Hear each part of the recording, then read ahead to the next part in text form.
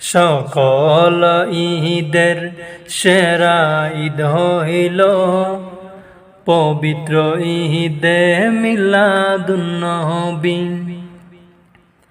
সেই কারণে আজ তোমার পাক নাম, সেই কারণে আজ তোমার পাক নাম ছড়িয়েছে বিশ্ব ভুবন।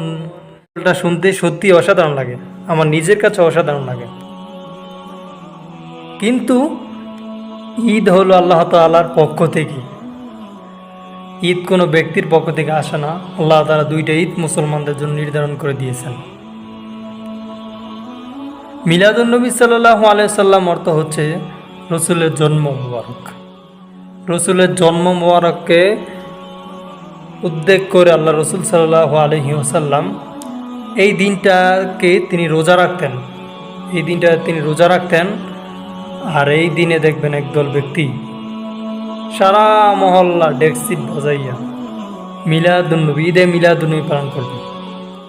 এই কথাটা শোনার পর আপনার আমার প্রতি একটু ক্ষিপ্ত হতে পারেন আপনি, কিন্তু যে সঠিক সেটাই বলতে হবে। মিলাদুন্নবী এটা আমল করার বিষয়।